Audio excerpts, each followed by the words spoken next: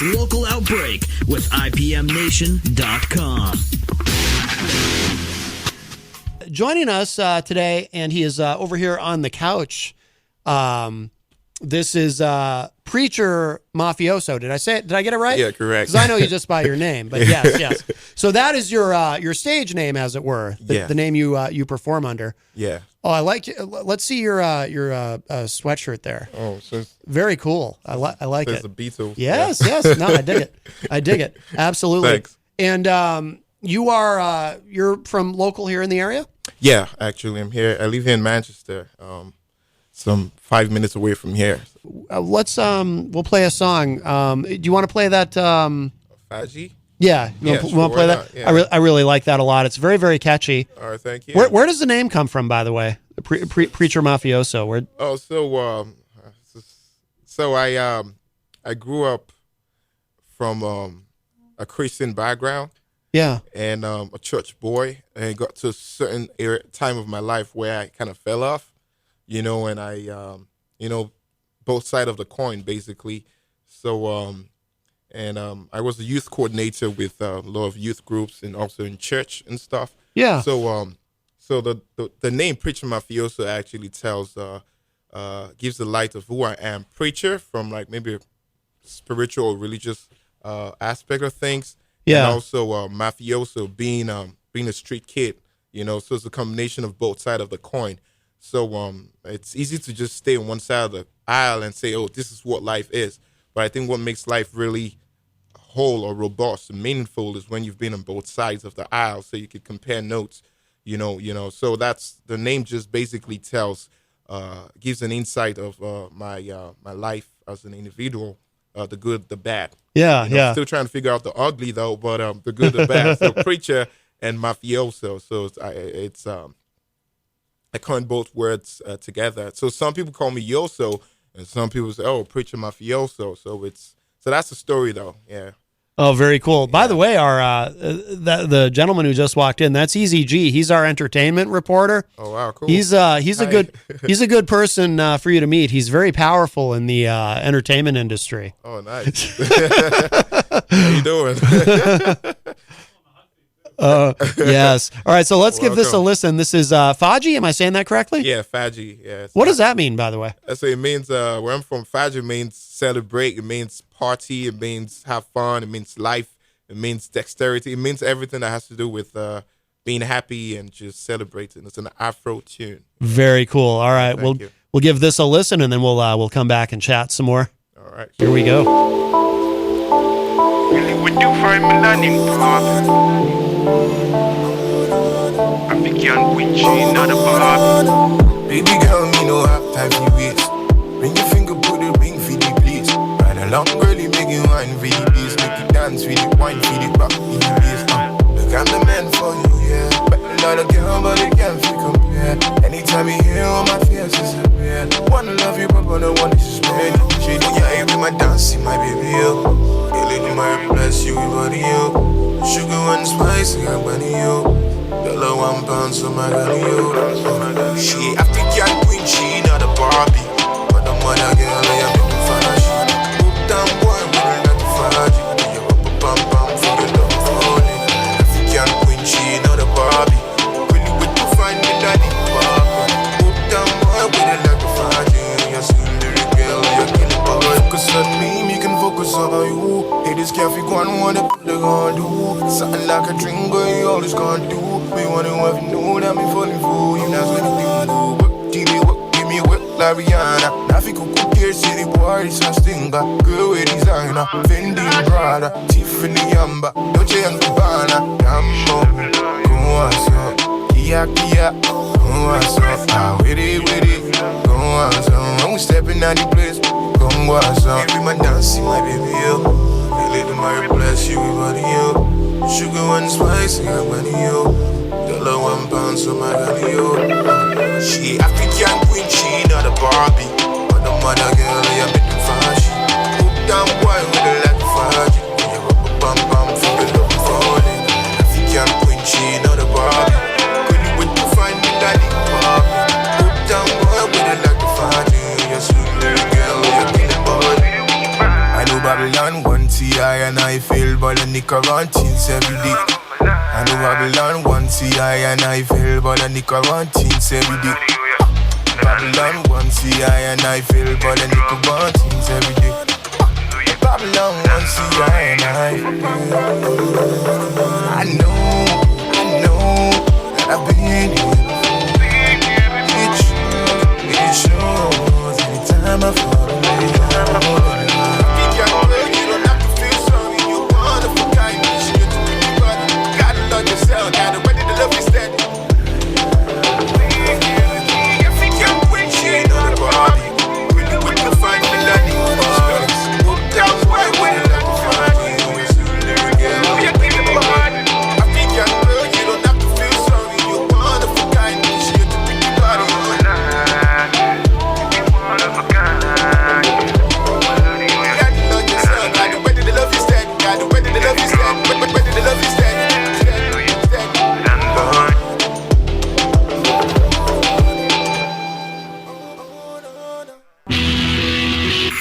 Local Outbreak with IPMNation.com. Oh, that's nice. That is Preacher Mafioso. That's called Faji. So, Preacher Mafioso, how much music have you recorded thus far? Man, tons of it. I have a whole archive because I have like a recording studio in my house. Yeah. So yeah, so That's impressive. yeah, it's like a home studio type thing. Yeah. And, so I have over 50 songs already. Oh, wow. Recorded. Yeah. No kidding. So Wow. I'm just at the phase where I just want to start just putting them out. Yeah. Instead of just hoarding them. Because one thing with me, I record and I sit on it. I'm like, oh, I like this. Oh, then three weeks later, I'm like, I want to take this out. I want to add this. Yeah. So I'm in the phase where, and also with some of my cousins who are into music as well, like Collins, you know what? Just put it out there. you Yeah. know? And it's art. It doesn't have to be a certain type of way. It's when you try to do that, it takes away the beauty of it. You know, the organic nature of it. Yeah. So at the end of the day, music is just expression. So I'm at a point where I just want to keep putting out stuff. And also, I think one of the reasons why I kind of held back to it is growing up, I had a lot of influences with music. 'Cause Yeah. my dad was so back home, he listened to all sorts of music, either from here in America or British or back home. So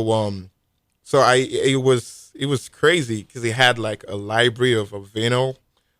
So over like 300 songs in his archives, and he was always getting them. So growing up as a child, I'm listening to Afrobeat this moment. I'm listening to reggae. I'm listening to rock. I'm listening to jazz. I'm listening to country. Regardless, I was back in Nigeria, and so all that tend to form my expression when it comes to music. So I don't see it. So when people say, "Are you a rapper or are you a singer or it's hard to define who I am. Yeah. So I just go based on how I feel, whatever expression I want to put out there, and I just do the music. So when I relocated to the States, I was very conscious about how will people receive you. Mm-hmm. What will people think about your music? Because sometimes it's different. Yeah. And when people, what will be the reception? So that kind of just made me chilled a lot. But at a point, I'm like, you know what? Just do it for you, right? Which is what I did. And so far, the reception has been interesting, and I'm happy because, like I said, I do different genre of music. Yeah. So which cuts across different sphere or demography of people. Some people like this one, and some other people like that one, and some. So it's crazy sometimes, but also it's the beauty of it. Yeah. You know.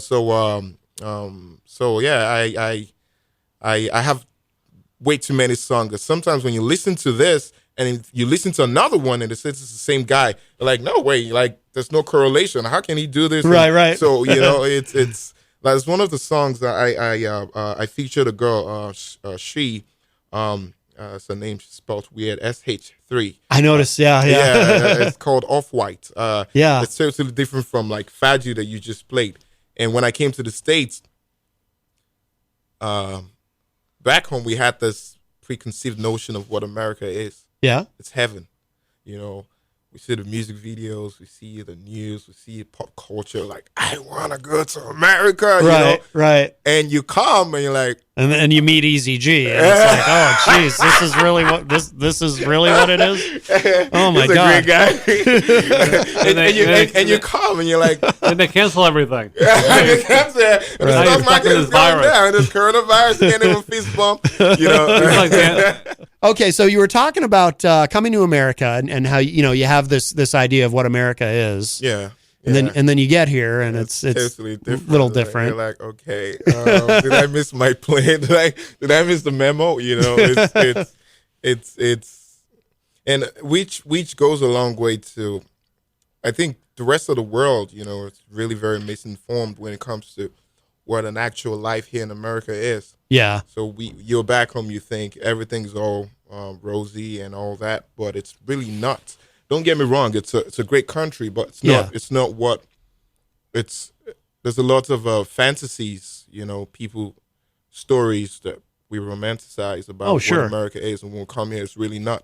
Which is bad in the sense that when you get here and you start telling most folks back home, like, this is what it is, a lot of them don't believe you. Really? They say, oh, you're going to switch up on us? Oh, now you're in America, you think you're the, you know? Right. And you know, only those who really are close to you, you know, will really understand, you know, that.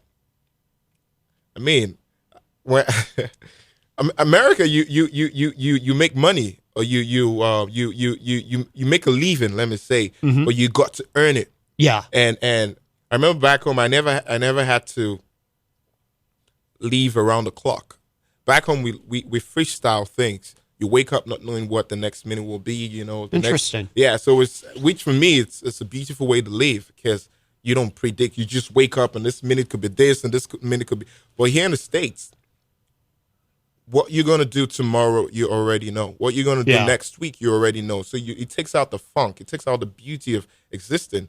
And so when I came, some of my cousins that were here longer than I was said, trust me, whatever you want to do, just do it ASAP, because time goes by very fast over here. I'm saying, what do you mean? So now I understand. To me, it still feels like yesterday. 7 years already? You know? And because everything is all fixated. You know what you're gonna do next month. You know what you do next. When you want to go to the club, for instance, you have to mark in your calendar when you want to do this. But back home, it's very spontaneous. Yeah. You know. Yeah. And also you could. There were many a time I went home broke back home. Yeah. And I woke up not knowing what to expect, and you go to bed being boxed up like money. Like somebody could just like, oh, yo, I've been looking for you, and here you go. But here in America, oh boy, you know, I'm still yet to see that person that would say, you know what, take this, you know. So it's very different. And back home, it's more about community, but here it's about individualism type thing. Yeah. I've seen scenarios where, like, I have a twin brother, and when my parents get a toy, one toy for you and your brother. If kids not taking that one toy, you and your cousins will have to share that toy. Right. You know, but here, mine is mine. Yeah. I've seen siblings like, this is my room. Don't come to my. I'm like, what? You know. Right. It's interesting, and it just gives you an understanding of how life works, like both sides of the aisle. So basically, like, life is interesting here, but it's not as easy as we were made to believe back home. Oh, sure. Yeah. And so so when you tell people this is what it is, they're like, no. A lot of Africans or people that I know who are immigrants, they're here to work. They do a lot of like jobs that not really cool, you know. Yeah. Maybe jobs like you're not really proud to say because it doesn't look fancy and stuff. But here's the kick: when they go back home, they save all their money. They save all the money. They go on vacation back home. Yeah, and they style and they ball and they spend money and they and they give this impression that that's what it is. Yeah. And when they come back here, they go back to washing plates. Yeah, doing or doing some menial jobs and going all the whole 9 yards to make a living. But when you go back home, you want to style. And when you tell them, when you come back here and they want you to send money back home, and you're like, I don't have money. They don't believe you because a minute ago you were back home, leaving like you were Trump. Yeah. Making it rain and doing all the stuff. Yeah. So it's different. So when I came here, I thought it was going to be walk in a park. I'm a hard worker though. Yeah. But when I came, I thought it was going to be all rosy, blah blah. But no, you're gonna earn a living, but you got to work for it. Yeah. So I think it's so one of my first songs that I actually did was Invincible, which just explained my frustration when it's like 5 years ago. I did a song. It's my oldest here in America. Just explained my frustration, like when I came here. Yeah. You go out on a date and you can't even it's beautiful and also cultural shock. Mm-hmm.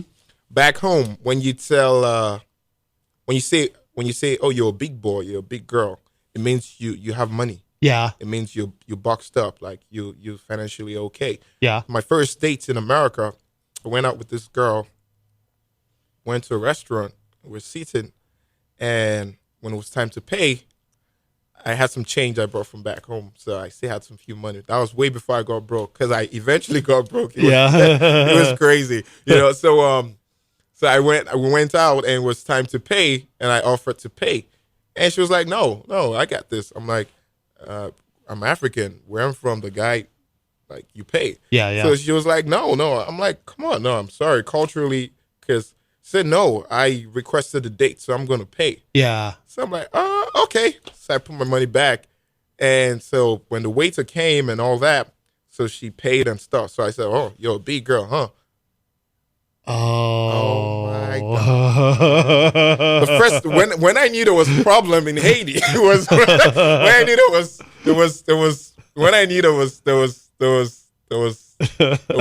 there was a Hiroshima bombing. Right. When I saw the expression of the waiter, like, bang. And you could always see him doing a moonwalk away from I'm like, oh, God, something is not right. And she's like, what the F word? You just call me fat? Oh. I'm like, fat? I'm like, what are you talking about? You just call me. I'm like, no. I said you're a big girl. You said you just said it again. I'm like, no, what did I do anything wrong? Like, I can't believe you. I thought you were the nicest guy. How can you? I'm like, no, I meant you're a big girl because you offered to pay. It's like, what does that even mean?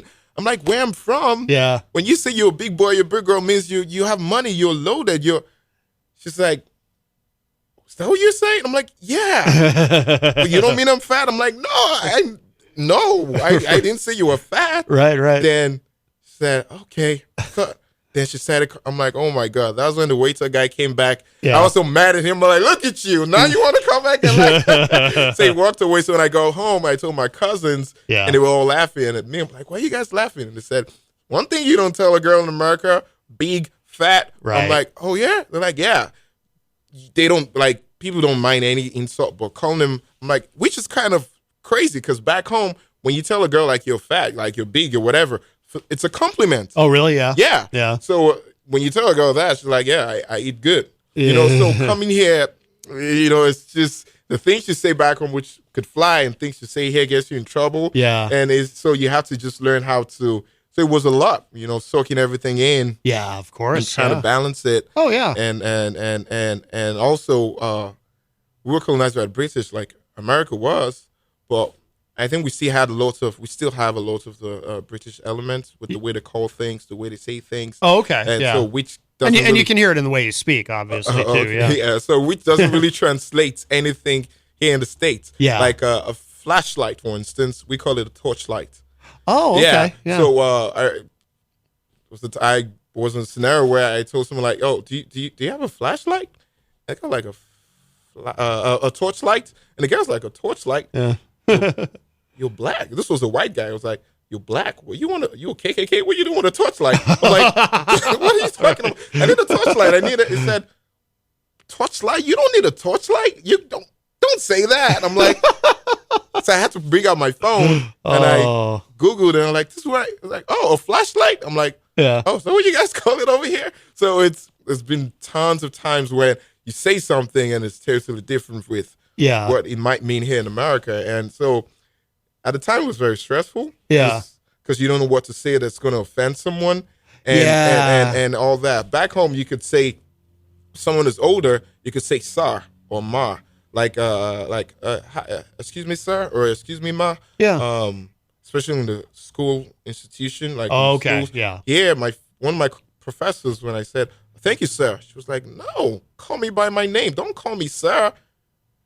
Back home, you could get a bullet if you call someone older than you by their name. Oh, okay. Yeah. The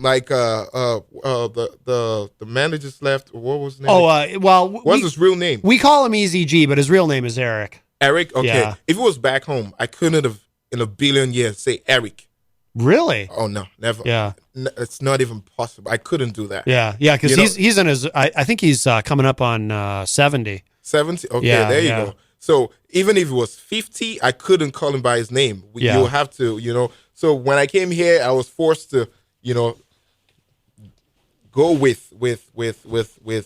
It was hard, but at the end of the day, it is what it is. Yeah. And one time I was supposed to give I was supposed to put in one of my assignments, but I didn't do the assignment due to some reasons that were very legit. Yeah. So my professor was asking me, like, so Collins, what happened?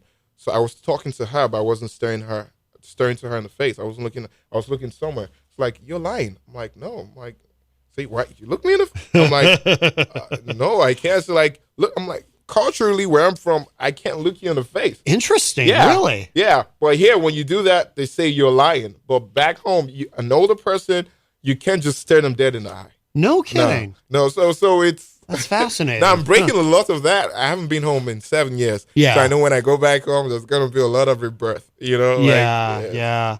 Sure. Well, let's play another track. What do you want to play? I'll let you. You can pick. You sent me a number of things, and they're all great. I mean, I love. Oh, thank you. I get what you were saying earlier too about kind of the different styles, you can't necessarily pigeonhole or categorize you, which is great. Thank you. Yeah, absolutely. But I don't know what do you want to play? Maybe Off-White. Oh, that's good. That's a good idea because we were talking about that earlier, and the other voice on this is she, spelled SH3. Yeah. SH3. Okay. I'm trying to get it to. Oh, here we go. Sometimes this Mac is a little slow. All right, yeah. So let's give this a listen. We're here with Preacher Mafioso, and this is called Off-White. She. Yo.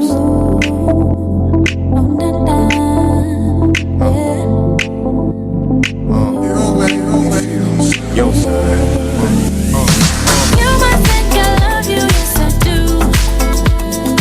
You might think I'll miss you, but I won't. You gotta leave a BS at the door. 'Cause everything I got, you know I own it. I don't care if you ride a bend. Baby, I don't care. If you got a jet, I'm only with you 'cause I love you. Turn the boots, pull up in the spot looking extra cool. Me and my pushing decimals. Uptown African, that's the crew. Bam, that's the move. Me and my looking extra swoosh. I don't even trick, but I fell for you. She said African boys, I heard you smoke. Melanin boys with an uptown swag. Off-white cheek, tell me raise your glass. It don't really matter what you got inside. I'ma ride with you no matter what you drive. Keep your cash, but I need your love. Just give me your love with little and tough. Got 1,000 options, but I ain't got choice. Since you want us a roast, you don't need no roast. Hello? My baby, things been crazy lately. I ain't got no license, that's why I been driving you crazy. You want my baby, no more acting shady. Let's save the drama for the Oscars, no more acting shady. You might think I love you, yes I do. No more acting shady, You might think I'll miss you, but I no won't. more acting shady, You gotta leave a BS at the no more acting door. shady. 'Cause everything I got, you know I own it. I don't care. You want my baby, Bend. oh, you want my baby. I don't care.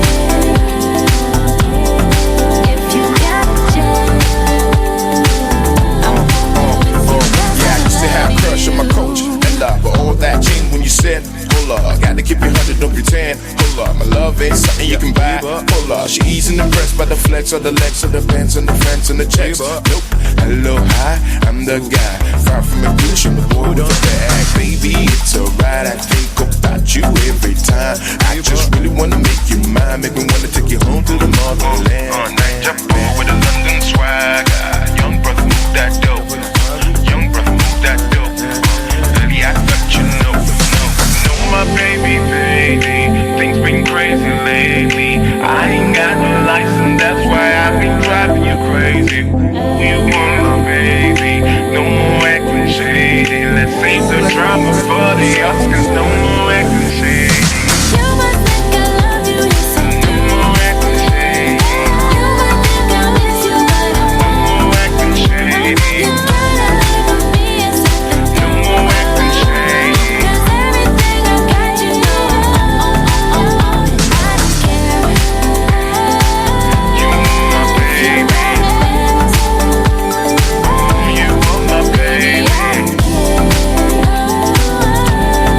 If you got a chance, I'm with you 'cause I love you. Local Outbreak with IPMNation.com. We are here with On the Couch. This is Preacher Mafioso joining us today, and we've been featuring some of his music. A moment ago, we heard Off-White featuring She, and She is spelled SH and the number 3. Sir. Yes, yes. I know right now everything's weird with the coronavirus as far as playing out, but have you done shows in the area, or have you been more focused on recording? Yeah, or? I've been basically focused on recording, which I was looking to getting a lot of materials. So when it comes to actual, because I see it this way, you can't give what you don't get, right? So I wanted to just record enough material so when I'm ready to hit stages and road, Yeah. I wouldn't be wanting. I would have everything that I need, you know. So Yeah. for now, no. And so like I said, the South by Southwest thing was something I was really big for me that I was looking forward to, and that would have led to possible gigs here and there. Oh, yeah. You know, yeah. So as far as I've gotten some. I was supposed to perform for a fashion show in Boston in December. Yeah. Yeah, but I couldn't make it because the notice was very short. So yeah, I couldn't. But so like I'm at the phase right now where I'm ready for like performances and gigs and stuff. Yeah. Yeah. And everything that you've recorded, is that all, like, do you work with a producer at all, or is that all you? Do you do everything? So for me, I for the beats, I started off making beats, but I noticed it took away a lot of time as an artist, because you can't do it all. You want to make your beats, you want to, you know, at the end of the day, the music is going to sound very blah, if I would excuse my lack of word. It's just going to sound very monotonous. So what I do is I hook up with some producers when it comes to the beats. Yeah. Then everything from there, it's on me. So I record myself.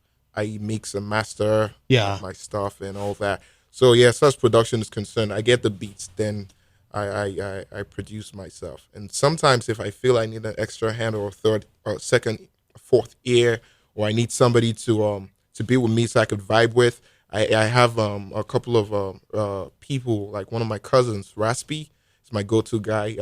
He's also local too. I would love to have him. I'll talk to him, and I would love to see the possibility of him coming. And they used to have a crew, the Swan Ballers. You know, they had Ashley, Raspy, and Swan. So they were doing big in like 2011. Oh, really? Yeah, in Massachusetts. Like, was shows back to back, even up to here. But I wasn't in the States then, but I was seeing what they were doing. I'm like, what? You know, they were good. Even going to shows in New York and all that. So so I usually have one of them once in a while. You know, actually the song I'm working on, Raspy was with me in the studio.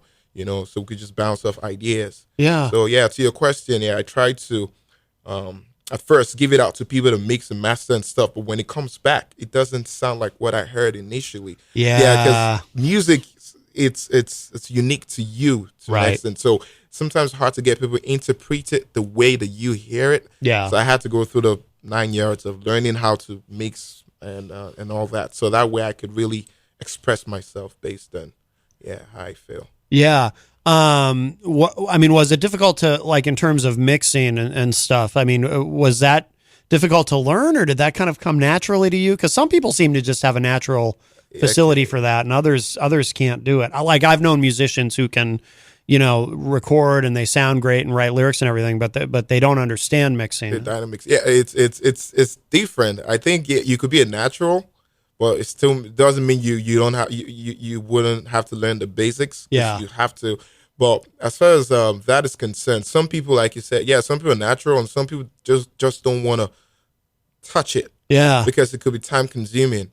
I felt if I wasn't mixing my stuff, if I had somebody that I could vibe with, that could translate or interpret what I hear, if I had such, just like a Jay-Z to a Kanye West type situation, or Eminem to a Dre situation, if I could have somebody like that, I think I would totally be having like songs in a trailer load coming out like ASAP. Sure. Yeah, but you doing all that, it helps you understand the musicality, helps you understand yourself better as an artist, but also slows you down. Mm-hmm. Because you tend to have to you go online, first of all, tutorials, because back in the day you have to go to school, like a music production school, learn the basics, but now you could learn all the stuff on YouTube. Oh, I know.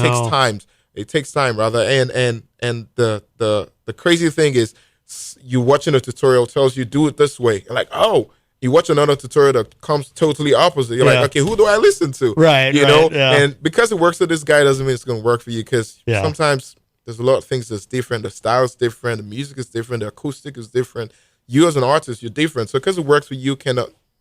So it could be frustrating sometimes, but also I think as an artist, and also the day and age we are musically, you should know how to, even if you're not going to do it like full time, but at least have an idea. So when you go to the studio and somebody's doing your stuff, you can have an input on your own, or even if the person doesn't understand, you can say, okay, let me just quickly do this, then you could hands off, but at least have an idea on how to tweak stuff. So it's hard. Yeah. A lot sleepless night, and like I said, you learn in this moment, and next minute, what you spend 3 hours listening to, taking notes religiously, now you go to the studio, it doesn't even translate sense. Like, what? Right. He did it, and it sounded like the next best thing, and you're trying it now, you're sounding like, you know what? Sometimes I'm just like this on the desk, sleeping. My wife like, hey, babe. Oh, no kidding, yeah. Go to bed. I'm like, I know. Yeah. I go to bed in 5 minutes, I'm back again, because it haunts you, bro. Oh, yeah. It does. Yeah. It does. Like any passion in the world, if you're not doing it, it's just going to haunt you. Right. It's a gift and a curse. Right. Yeah, absolutely. But it's so important to have that, that passion for it, Yeah. Otherwise, otherwise, you're not going to do it. I mean, a lot of people, they get into making music, or they join a band or something, and then they find out they don't necessarily have the drive and the passion. Yeah. You're right. Because we were talking yesterday, I had on a gentleman named Matthew Ronan, who's his stuff, it's kind of reggae, but has a rock edge and whatnot. Okay. And he was talking about being a solo artist as opposed to being in a band, because he's tried to be in bands, and it's like, when you're in a band with, it's you, and if it's you and say four other people, yeah. So there's 5 of you. So you've got 5 different levels of commitment and dedication, and it's really hard. And he's like you. He said some of the same things you're saying about, being really driven and it haunts you. And I think he even used that same phrase. and he's like, it's so hard to find other people to work with who have that same thing. Yeah, same drive as you. Yeah. And that's really what it takes. Were you recording music back in Nigeria, or? Yeah, I was. I used to. So I was affiliated with a band. It was called Aristos Entertainment. So they had a live band, and the owner of the band actually, Sammy Show, he's like a big brother and like a mentor to me.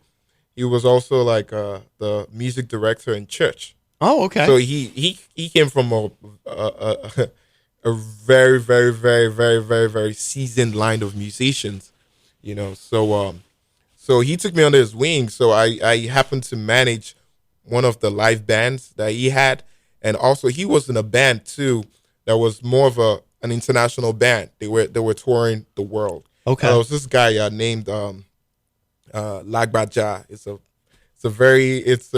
a very I wouldn't say controversial, but he was a different kind of artist. Yeah. He was very, very, very seasoned, and he goes around wearing a mask, so nobody knew who he really was. Oh, really? Yeah. Oh. So, which was very cool because he could walk in the streets and hear what people are feeling, know what and be himself. Yeah. And take that information and wears the mask and portrays it. Yeah. So he was big. They were touring at the time in Nigeria. He was the biggest artist. Okay. He was touring the whole states in America, touring the whole of Europe, and back to back. And it wasn't just him. He had the full band. Sometimes his band members are close to 15 to 20 people. Oh, wow. And they're all flying he's a legend. So Sammy Show, who happened to be the owner of the band and my mentor, was the keyboardist. It was a pianist in the band. It was a very henchman. So back home, he started he was going to form like a label, Yeah. and which didn't really kick up because there was too much going on. He had the band, and he had this group of artists he was trying to. So we were recording, but most of the songs we were recording weren't going out.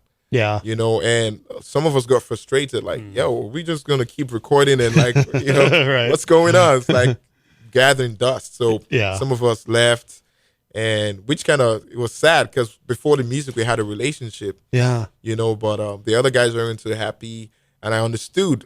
We as an artist or like solo artists weren't bringing in money because also there wasn't really a lot of investment. But what was really bringing in the money was the live band. Yeah. So he had a lot of focus in that.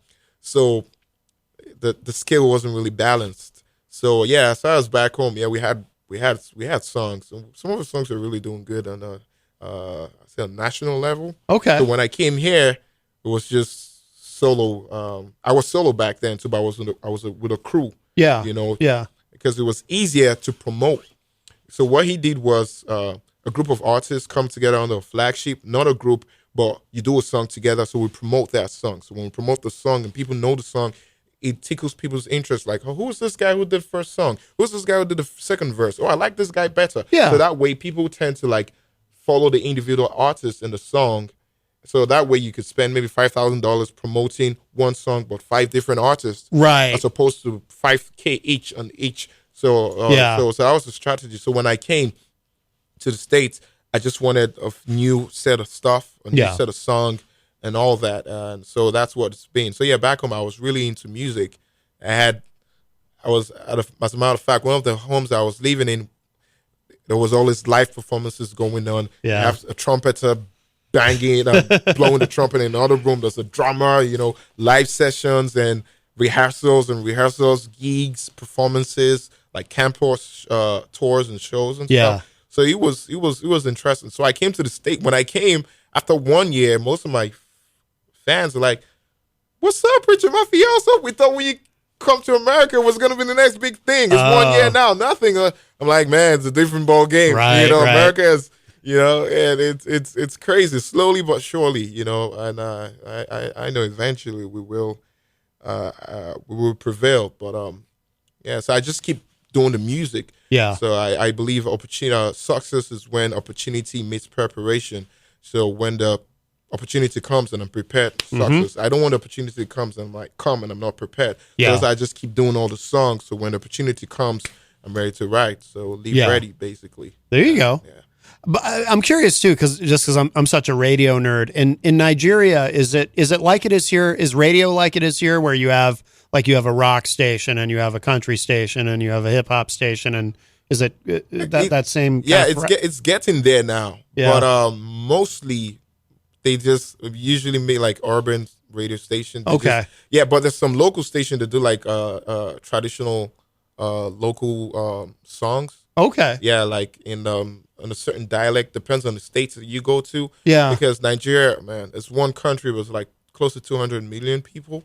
Oh, okay. 200 million. So there's Wow. like, yeah, it's the biggest, most populated country in Africa. Oh, I didn't realize Yeah, that. most populated mass of black people living together, and most I think after India, Nigeria is actually the most populated English speaking country Okay. after I think India something. So, but in different countries and in different states, they have different dialects, close to 1,000 dialects. Wow. Ethnicities, and close to hundreds of dialects and Okay. 1,000 Wow. ethnicities. So it's funny, when I came to America, I'm Nigerian, and somebody sees somebody from maybe South Africa, and they're like, "Oh, do you guys understand each other?" I'm like, "No way." He's South African. Even in my country, I don't even understand what the next person in the next state speaks. I don't even Interesting. understand the language. So Wow. very diverse. Yeah. Very, very diverse. So different states has different radio stations. Yeah. Where I grew up in was Lagos. And Lagos is like the New York of Okay. Nigeria. It's like the New York of Africa, actually. Yeah. It's like the city that never sleeps. It's Anthony Bourdain, the guy with the Food Network, Yes. blessed memory. Yeah. Before he died, one of his most recent episode was he took a trip to Nigeria. It was very interesting. So it kind of gives an insight of what really Nigeria is, and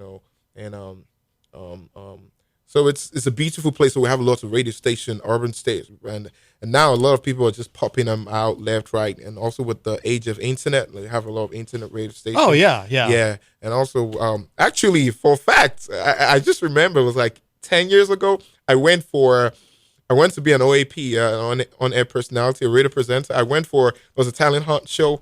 It was like close to 1,000 people. Yeah. Because it was like every day, it was like hundreds of people showing up, and I made it to the top 10. And Wow. that was as far as I could get. Yeah. It's always been my lifelong dream, being either a TV or radio presenter. Oh, no kidding. Yeah, I'd been to many. There was one, Sound City. I made it to an extent, but I didn't scale through. Radio. There was this guy, Dan Foster. He's American, so he came back home and he came to Nigeria and became like a legend. Oh, no kidding. He's very good. Yeah. Very good. So he was with, I think, Cool FM or Rhythm. Then from there he went to Inspiration FM. So it was in Inspiration FM I went for the. I was this close, buddy. I was kidding. telling all my friends, but Oh, wow. yeah, life happens. So Yeah. but it's they're really doing good. And sometimes you hear some of the shows, you're like, you almost think like it's a radio station from here in America. Yeah, yeah. Because we're so influenced by American culture. Sure. It's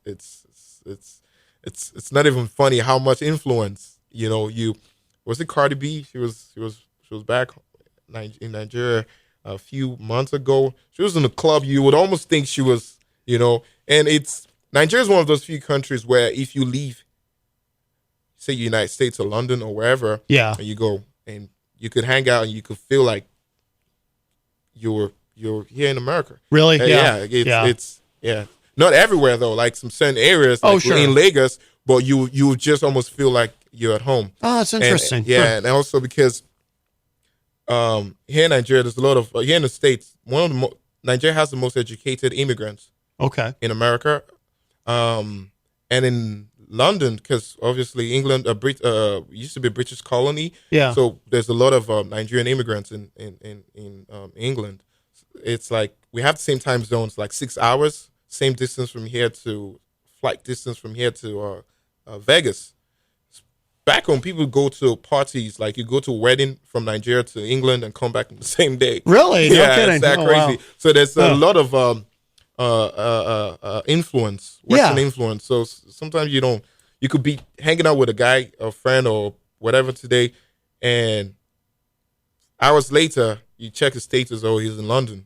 Like, so yeah. So the music, and also the music back in England right now. Yeah. Afro pop. We have the Wizkids, the Burna Boy, the Davido. They're all Nigerians. They're like really selling out O2 arenas. Yeah. And the O2 arenas, like, if you sell the O2 arena, you're it. Yeah, yeah. And we have Nigerians going there like ball in the park and selling out that stuff. You Oh, know, no with kidding. Afrobeat music. Yeah. And also is Burna Boy, who just got nominated for a Grammy as well, which is for me is huge because he's Nigerian. Yeah. And he's not the first though. There was another guy, Whiskey, and these guys are coming here and they're selling out arenas in New York. And Yeah. so that also gave me a sort of confirmation because when I came, I was like, what would the acceptance be with my music? Mm-hmm. Now, these are guys who are not even here in America. Like I relocated from back home. They just come in crossovers and I'm like, this are guys that like some of them I even have mutual friends with. Yeah. You know, like knew them when they were coming up and they come in here and they're making all this, selling out arenas and doing all. So that just, you know, I'm like the gloves got to come off. Yep. You don't have anything to hold. Just let your music out. So Right. That's the phase that I'm at. Yeah. No, that's fantastic. And you know, too, you know, with the internet. See, I'm old enough to remember when there was no internet and you know, it's just, you know, now it's like you can go online and find music from anywhere in the world, any style, any genre, you know, and of course as an artist you can connect with fans anywhere in the world. You don't need labels to do that. Yeah. Back in the day, you have to go through labels, and they own you basically. Yep. Own your music, tell you how to look, tell you how to sound, tell you when it's gonna. But now as an artist, you have a home studio, record what you want to record, get one of the aggregators, and your song is all up in the streaming outlets. Yep. Right, and the money comes directly to you, but it's a bittersweet situation with. The record labels, they flaunt all the money for you. Right. They do all the legwork, the marketing and all that. You just need to sit down and let them work. Right. But now as an artist, you have to do everything on your own. The promotion, internet. Oh, yeah. I spent thousands of dollars, trust me, trying to promote at the time, just Facebook and Instagram ads on a monthly basis, like maybe $200 every month. And sometimes you don't really see any returns on investment. You're like, oh gosh, it was just a waste. You know, but when you had the labels, they did that for you. But also, if you get lucky as an indie artist, the money's going to come to you. Right. And you don't have somebody telling you how you should sound or what you should portray. Right. Which I think kills creativity. If you're going to tell me how I should sound as an artist, then I'd rather not just, I'd rather not be an artist if you're going to tell me how to sound.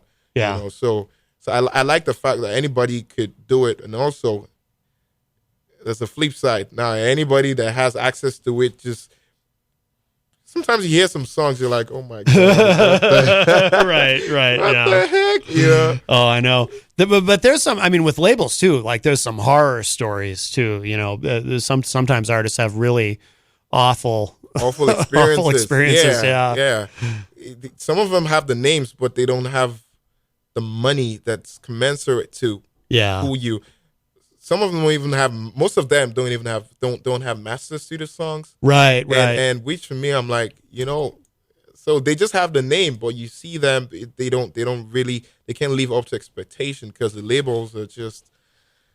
It's sad. It's sad. Local Outbreak with IPMNation.com. For everybody just joining us, this is Preacher Mafioso in the studio with us today. And I want to make sure everybody listening knows exactly where to go to find you online and so they can get access to your music and keep up with what you're doing and all of that. Sure, thanks. It's going to be, so it's Preacher Mafioso. That's PREACHER, then MAFIOSO, Preacher Mafioso. On Spotify, on Tidal, on iTunes, on Amazon Music, and all streaming outlets, on YouTube. Yeah, it's the same name. And on Instagram, you can connect with me if you want. And on Twitter as well, same name, Preacher Mafioso. I would love to hear from you, connect with you, and, you know, spread the love. Yeah, absolutely. Man, this has been great. Thank you so much. It's beautiful. I came a little kind of nervous, like, but it's really, I really love the experience, and thank you so much. All right, my friend. Well, like I said, this has been wonderful, and when you have some new music, we'll have you back. Yeah, sure. Yeah, Sounds let's do this again soon. Yeah, definitely. I enjoyed talking with you about that and everything else we talked about too, and and seeing you get to meet Easy G. Yeah, I mean sure. that brings everyone who meets Easy G is just it brings joy into their lives. true, How true. could it not? He's turning 75 soon, I think. Oh boy. Yes. Wow, good for him. Yeah, I know, right? What do you want to play to wrap up? Do you have Invincible? I don't know if you have that. I do. Yeah, that is sure. one of the ones that you sent me. Yes. Oh, yes. Oh, I didn't mean to start that yet. I'll start that over. All right, so we're gonna close up with this is Preacher Mafioso, and this song is it Invisible or Invincible? Invincible. Okay, Invincible. Thank you. Yeah. It's Preacher Mafioso. You know, back in the day, we see a lot of videos back home, a lot of pretty girls, fast cars, beautiful cribs. And we'll be like, damn, I gotta go to America. But we never near. Most of the shit, they ain't real. A man once said, we all got drinks, we all got wishes, and we all got scars. Too many hello, but I never got high. Too many clubbing, killing the fun to get high. So I flipped that script, traded it for the start. I ain't got cash, but I had a good heart. Where the good girls go, no one can tell. So I try to make a change, now I'm in USC. Let her be the girls, what a pity wouldn't date me. I try to find love, but ain't enough in the city. Being Soweto, scared of telling ya. All I wanted was come to America, but I wish I didn't have to. This what I'm telling ya, more familiar. I'm scared of failure, but the nigga's so broke, I couldn't even back on them. No money, no love, young homie, work hard to tell them. If I can take it high, then I can take it low. If I can make it last, I'ma let you know. Searching for Mr. Right, you can get Mr. Wrong. I just want us to be down for whatever. When you're feeling weak, I'll be bossy strong. I'll be your energy, I'll be keeping you warm. I'll be your everything, someone that you can love. I just want us to be down for whatever. Down for whatever, down for whatever, whatever, whatever, whatever, whatever. Down for whatever, down for whatever, whatever, whatever, whatever. These niggas can get cash, the ladies want them. VIP lifestyle, now the ladies want it. My heart's so heavy cause the lines are blurry. Pure and blind date, they don't care to love me. Your good looks bring a girl, but your dough make her stay. What a pity cause I used to often hear them say, do you have a crib? Do you have a car? I love South Street. Local Outbreak with IPMNation.com.